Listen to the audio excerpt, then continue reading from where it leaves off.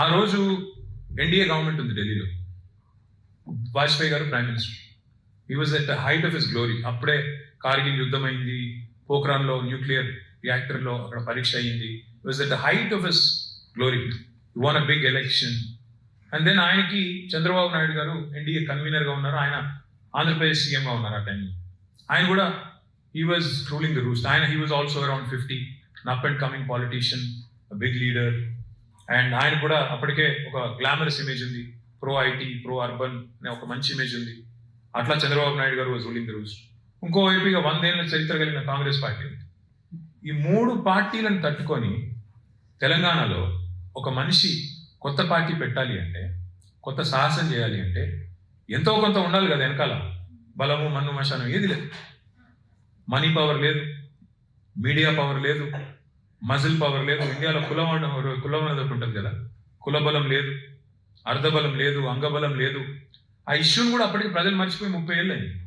1970s ఆనాడు 11 మంది ఎంపీని గెలిపించారు తెలంగాణ ప్రజలు, తెలంగాణ ప్రజా సమితి అనే బ్యానర్ మీద. 11 మంది పోయి మళ్ళీ కాంగ్రెస్లో కలిశారు. ఈ దుర్మార్గులు అసలు మొత్తం పొలిటీషియన్స్ అంటేనే వెధవలు, వీళ్ళకి ఓటేస్తేనే దరిద్రం, ఇలా నమ్మొద్దు, ఇలా నమ్మితే మళ్ళీ ముంచుతారు అనే ఒక అభిప్రాయం ఇప్పటికే సర్వత్రా ఉంది. పోనీ కేసీఆర్ గారు ఏమన్నా సినిమా యాక్టర్ ఎన్టీఆర్ లాగా? కాదు. పోనీ పాపులర్ లీడరా? కాదు. But see, imagine the audacity, imagine what seem like an improbable dream. తెలుగులో దర్ ఇస్ అ సినిమా, అందులో పాట ఉంటుంది, మీరు మీ జనరేషన్ తెలిసి ఉండకపోవచ్చు. ఆ శోభన్ బాబు గారి పాట కూడా సంజయ్ గారికి తెలిసి ఉంటుంది. సంజయ్ గారు మీరు శోభన్ బాబు ఫ్యాన్ కదా, నిజం చెప్పండి.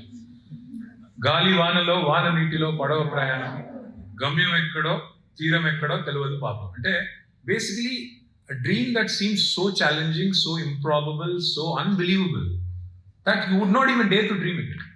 అట్లాంటిది కేసీఆర్ గారు 47-46 ఏళ్ళ వయసులో he said, I am going to make this my life ambition, whether I succeed or not, history will decide, fate will decide, destiny will decide అనుకొని దిగారు.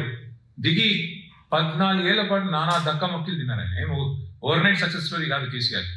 14 ఏళ్ళు ఈ స్ట్రగుల్, ఈ టాయిల్, ఈ faced set backs, he faced numerous challenges.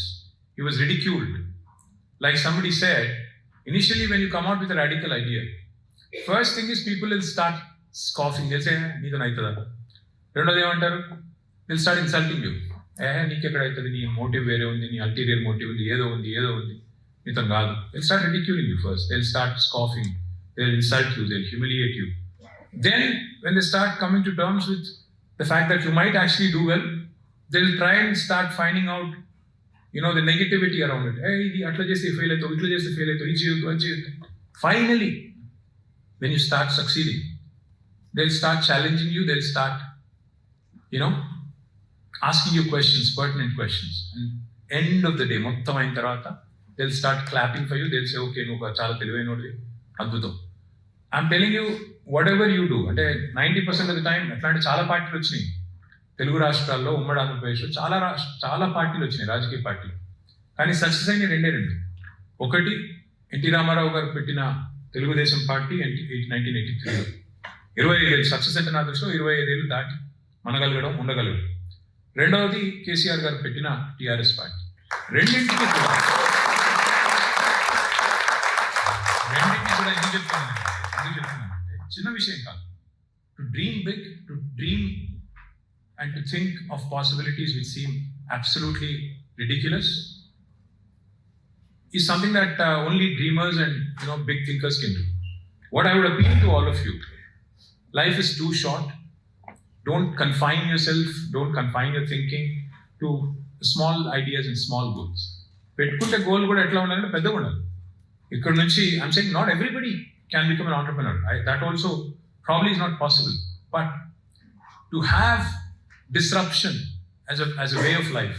What do I mean disruption?